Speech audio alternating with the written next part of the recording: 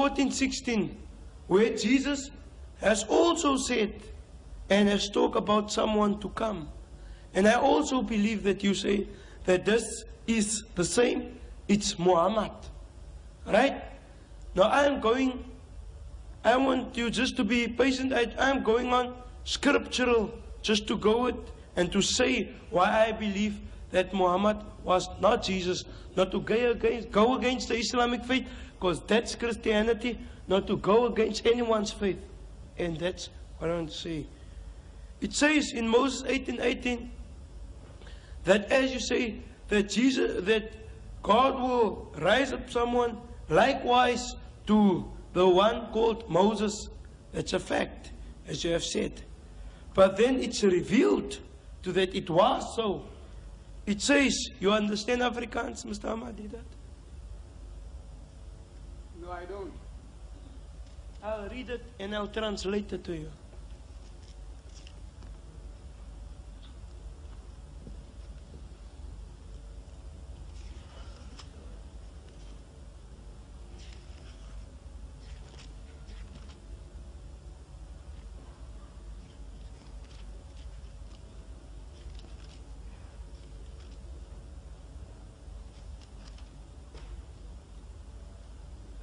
In Luke 7, dit lees in Afrikaans, as julle miskien hoor dat ek miskien verkeerd translate of so, dan is julle reg om vir my reg te stel ensovoorts.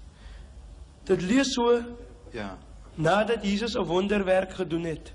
Just one thing, brother, before you go on, we would like you to put your question. You know, we would like to be patient with you and not to feel that you are cut down. If you could put the question, then I can get you an answer. Right. Okay. En vrees het almal aangegryp. Dit was agter Jesus 'n wonderwerk gedoen het. Die Jesus wat ek van praat nou. Terwyl hulle God verheerlik en sê, 'n groot profeet het onder ons opgestaan en God het sy volk besoek. Dit was nou die Israelitiese volk wat God daarvan praat.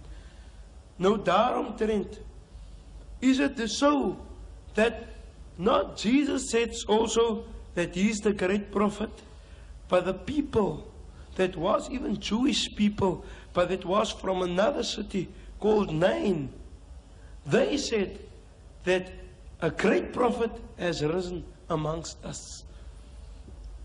Brother, could I ask you to put your question, because you have quoted Luke 7, where you said that the people have said that God has raised up, that Jesus is a great prophet, and that he's probably the prophet referred to in 1818. Could you put your question, then we'll get an answer. Okay.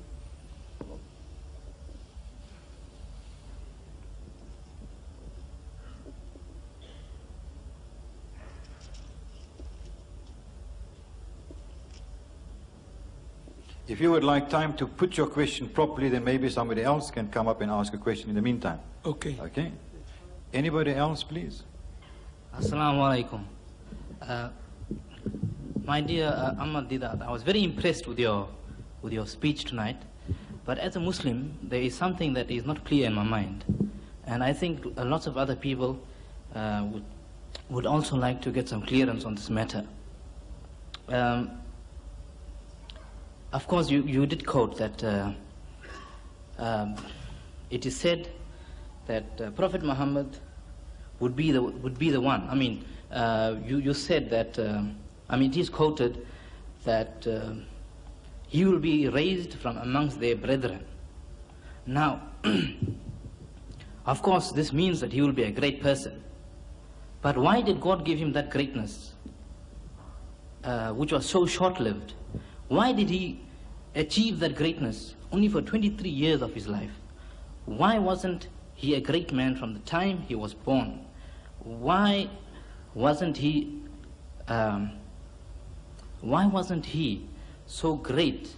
I wouldn't say great, but why wasn't he so popular like Jesus was? Why did he achieve world popularity only years after his birth? Could you explain that to us? I'm sure you will do a lot of justice to a lot of other Muslims and non-Muslims in this place.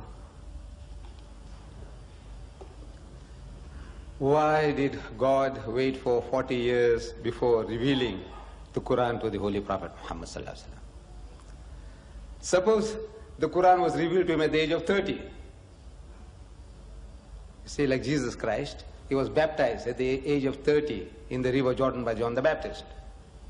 So he said, look, why 30? Why not at 25? And if it was 25, why not at 20? Why wasn't he born with a book in his hand? These are questions that you have to address to Allah. You see? As I said, the Quran is a book of telegrams. You remember? The Quran is a book of telegrams from Allah through His messenger Muhammad sallallahu alaihi wasallam. Now you have to send a telegram to Him, God Almighty. Ask Him, why did you wait till the age of 40 before you delivered this message to Him? It's not me, it's not in my hands. He chose Moses at the age of 40. He chose the other prophets, David at the age of 40. He chose Jesus at the age of 30. Right. That's His business. When the time is ripe, the message is given. With regards to greatness, you see, if you read, I don't know whether you're in touch with what is going on in the world today. A certain Michael H. Hart has written a book called The Top 100. The most influential men in history. And you see the number one, Muhammad sallallahu alaihi wasallam. In the Times magazine, the greatest leader of all times, Jules Masterman, a Jew, a United States economist, the greatest leader of all time was Muhammad. Lamartine, in his History of the Turks, he says the greatest man that ever lived was Muhammad. I'll be dealing with this aspect of greatness in the third lecture, I think. Muhammad the greatest. So I hope you will hold your horses till then. Why did God choose this man, at the age of 40? And why is he recognized today? In the lifetime, every prophet, you made a statement, I think that maybe you didn't know, you slipped out of your mouth, that Jesus was a great success. Muhammad had to make migration. His companions had to make 2 migrations to Abyssinia. Jesus was a great success. That is not true. You know it's not true. You know what was his end, according to the Christian, what they say? The man was killed on the cross. Is that greatness? Is that success? And all his disciples forsook him and fled. They left him in the lurch. All. 100% failure. And today, the Christian world are not following Jesus at all. According to that Michael H. Hart, he says that, you see, the honor for Christianity should be divided between Jesus and Paul. And actually, Paul is the real founder of Christianity, not Jesus Christ.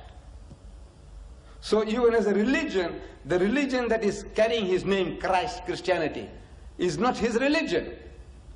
So I think, my son, you should check up these things, before making a statement to say, this man was more successful than the other. The most successful of all religious personalities is Muhammad, according to the Encyclopedia Britannica, edition, 11th edition. Most successful. Well, I don't know, nobody paid, I don't know who paid them, to write that down.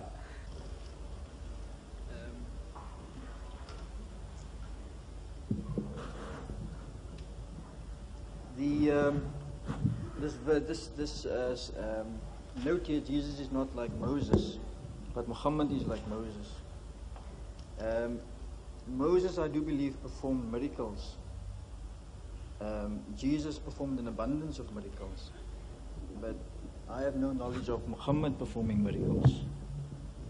Yes. Could Mr. Deedat just elaborate on that? I'd like to say that Jesus is like Moses because they both perform miracles.